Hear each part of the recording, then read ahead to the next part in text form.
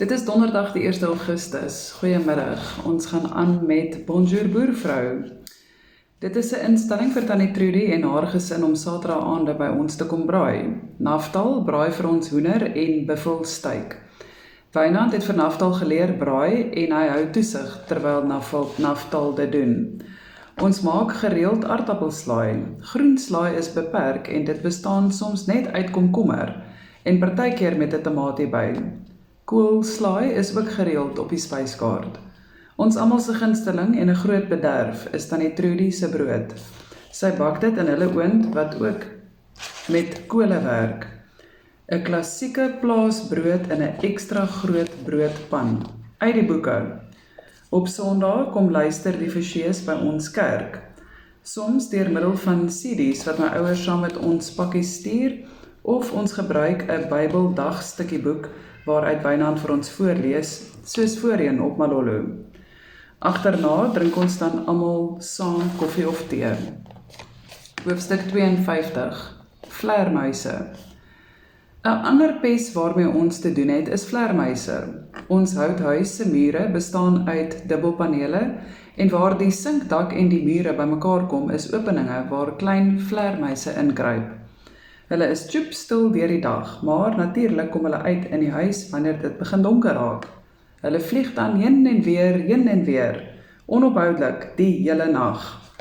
Partykeer kan ons hulle by die deur uitkry, maar dan is die volgende een weer binne. Toe ons een aand lê, hoor ek een bo ons vlieg. Dis so sagte vibrerende geluid, soos wat die vlekkies wapper, maar dit pla vreeslik en maak my onrustig. Ek weet nou nog nie of dit waar is nie, maar toe ek in die laerskool was, het iemand vertel dat 'n vleermuis taai is, en as hy in jou hare kom vassit, moet 'n mens jou hare afsny om die vleermuis uit te kry. Met die gedagte lê en hoor ek die gewapper. Die volgende oomblik voel ek 'n dowwe plomp op my kop. Die ding het op my kom land. Ek lê doodstil en knyp my oë toe, vrek bang hy byt. Ek voel hoe dit loop, stadig oor my kop en lang hare, en na 'n paar lang sekondes vlieg hy verder. Dit is 'n aaklige gevoel, bo en behalwe al die ander dinge wat ek daagliks moet trotseer. Ons het vleevangers oral opgehang. Dis 'n doeltreffende manier om vlee te vang, en die een in die kombuis, tot ons verbasing, het ook 'n vleermuis gevang. Tot op 'n dag wat ons besluit het om van die vleermuiskolonie wat nou al raas en rumoer in die dubbelpaneelmuur van ons huis ontslae te raak. Hulle mors ook en dit begin al stink en ek is bang vir siektes. Ons Google hoe om van hulle ontslae te raak. Jy gooi diesel in die nes. Die Greenpeacers, soos wat Wynand hulle noem, se raad is om peppermentolie in water aan te maak en met 'n fyn sproei in die nes te spuit. Ons gaan nie peppermentolie in 1000 km van ons af kry nie. Wynand klim op 'n leer. Hy gee 'n oopgesnyde blik. Ek gee 'n oopgesnyde blik diesel. Ek gee 'n oopgesnyde blikkie met diesel in vir hom aan en hy gooi bietjies orals in. Die volgende oomblik begin die vleermuisies uitpeel, by hulle honderde. Dit lyk eintlik of dit donker word, soos die swerm gedisoriënteerd in die daglig rigting soek. Dit het gewerk. Later daardie middag kom oom Hannes by ons aan, en hy vertel dat hy vroeër die snaakste ding gesien het. Hy vertel hoe 'n klomp vleermuise in die helder dag daar by hulle aangevlieg gekom het.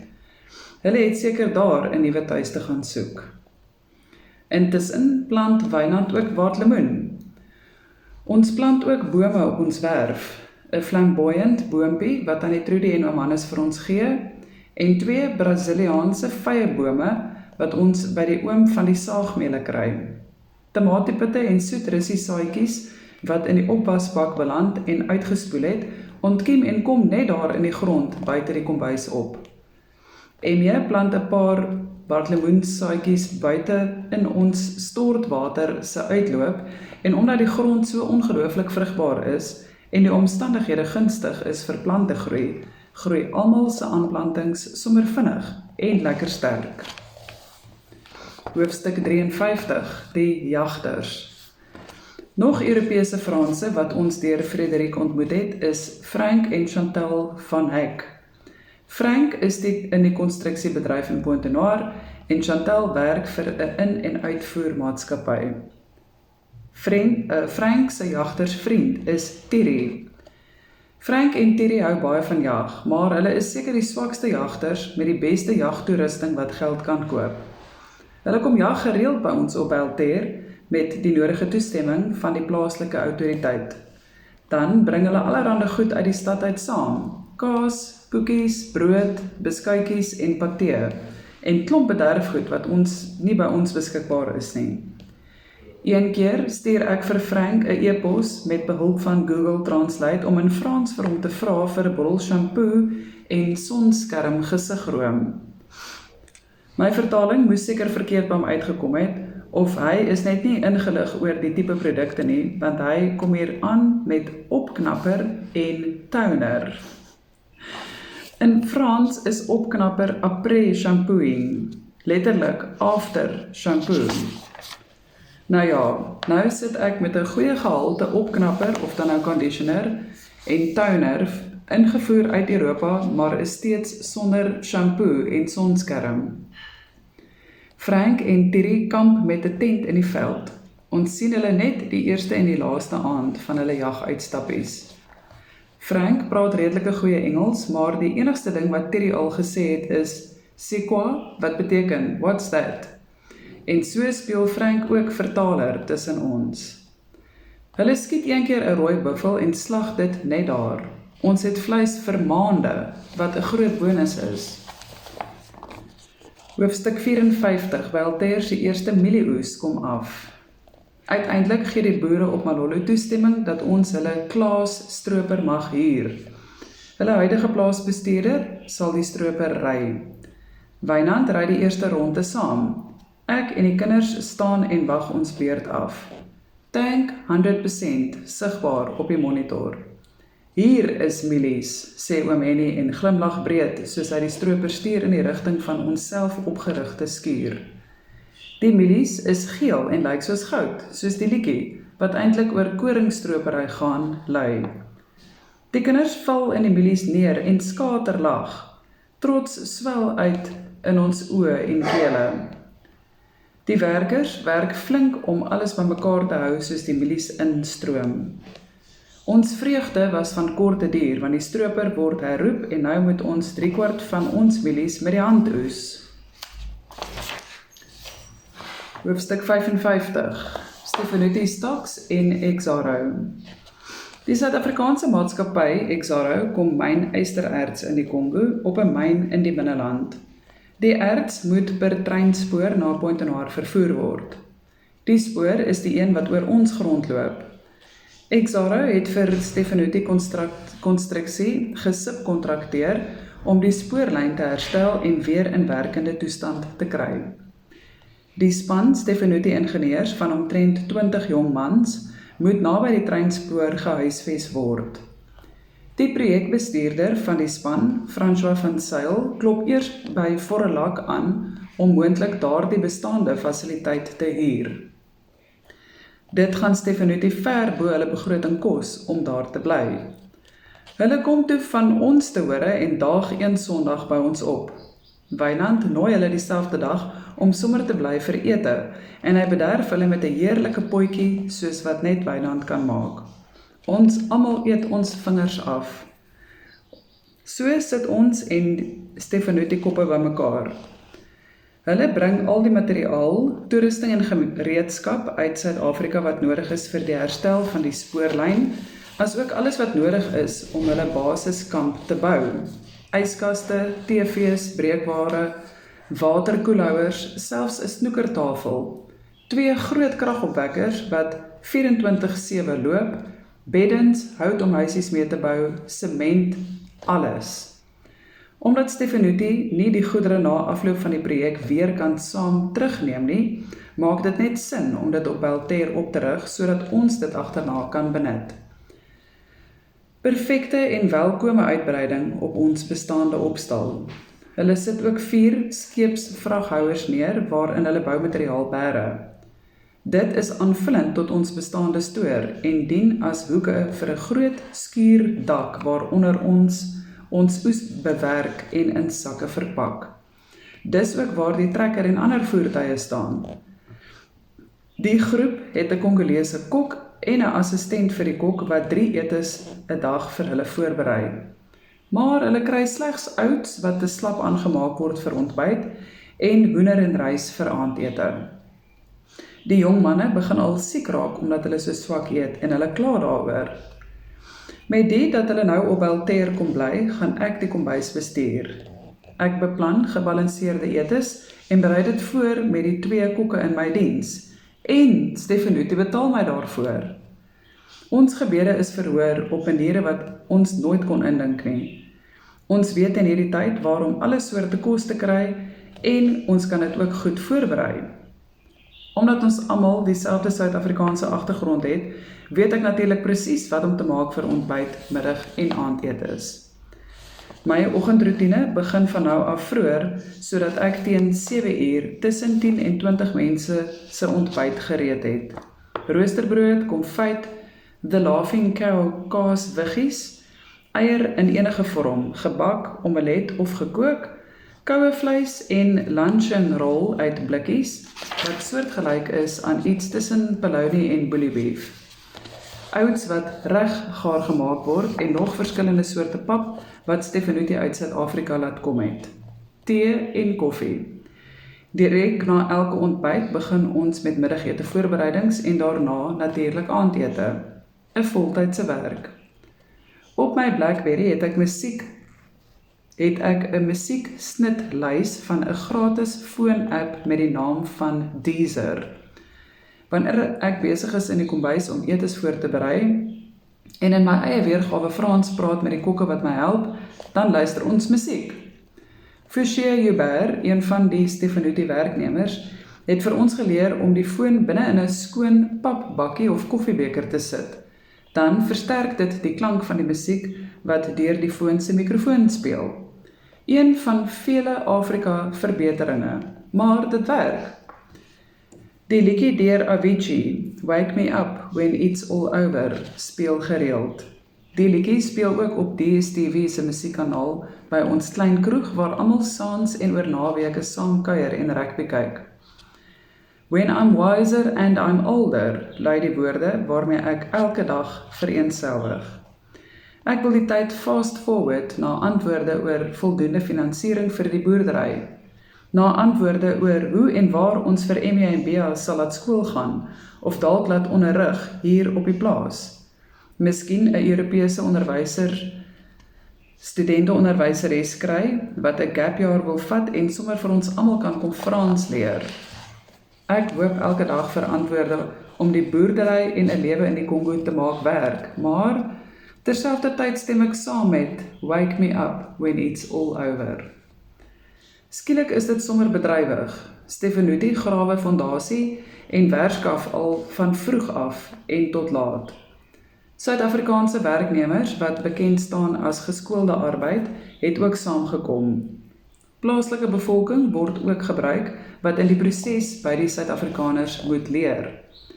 Die swart Suid-Afrikaners is verbaas om te hoor dat daar boere in die Kongo is.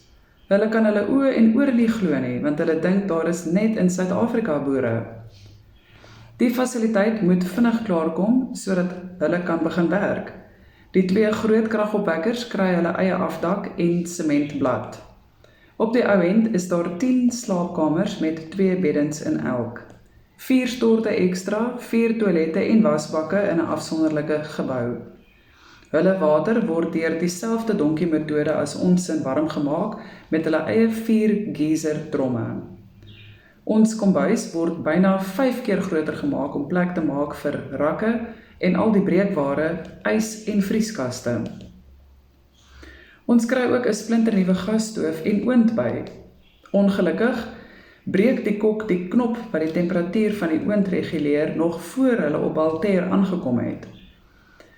So nou kan die oond slegs op 'n maksimum of minimum temperatuur wees, maar niks tussenin nie. Die knop bly ook nie self in nie, en dus druk ons met 'n lang plank teen die knop en laat sit die ander punt van die plank teen die vloer in die hoek teen die muur. Dis dit of niks, en so trap ons maar bo oor die plank heen en weer wanneer ons voor die oond verby beweeg. Ons maak die vleis in rekordtyd gaar. Broodbak in 15 tot 20 minute op die maksimum verstelling van ons nuwe mank oond, maar dit werk. Een van die nuutgeboude kamers is die mediese pos. Daar is 'n paramediese tas met alles in wat nodig is vir ingeval iemand beseer word of siek raak. Malaria behandeling, verbande, krikke, drips, alles van A tot Z, tot 'n teaterbed. Stefanuti bring selfs 'n paramedikus saam. Die arme man val eendag flou na 'n paniekaanval. Die ander ouens, wat nie medies gekwalifiseer is nie, druk toe maar 'n disprin in sy keel af en gooi hom met koue water om by te kom. Een van ons versoeke is dat ons privaatheid by ons huis en stoep wil behou en dat Stefanuti in hulle eie area moet rondbeweeg en ontspan. Ons kroeg word die gesamentlike area en die snoekertafel staan ook daar. Op die ou end is Bea en Emmy meer in Stefanuti se ontspanningsarea as by ons huis, want hulle het 'n PlayStation ook. Gelukkig het die manne nie 'n probleem met die kinders nie, en die ironie rondom ons privaatheidsversoek laat ons almal maar net lag. Duncan Du Plessis is een van die Stefanuti werknemers, en toe hy in Suid-Afrika is, vertel hy vir sy familie van ons. Sy ma stuur geskenkies saam vir Emmy en Bea toe Duncan na sy verlof terugkeer Kongo toe. Duncan vertel dat hy nie maklik huil nie, maar die dag toe hy gehoor het hy moet terug aan Kongo toe, het hy amper gehuil. Een van Exaro se werknemers, Loot Kutse, se paaie het voorheen met ons in gekruis toe ons nog in die boubedryf in Pretoria was. Wat 'n verrassing toe hy met 'n breë glimlag op Belter opdaag. Hy en Wynand se suster Edith het albei in Bosmansburg gewoon, en Edith stuur vir ons 'n groot sak vol goed, onder andere nuwe klere vir die kinders en haar heerlike tuisgebakte beskuit. Die sak het vir baie lank saam met Loot gewag, voordat hy uiteindelik deur Exaro na die myn toe gestuur is. Op pad daarheen het hy op Belter gestop.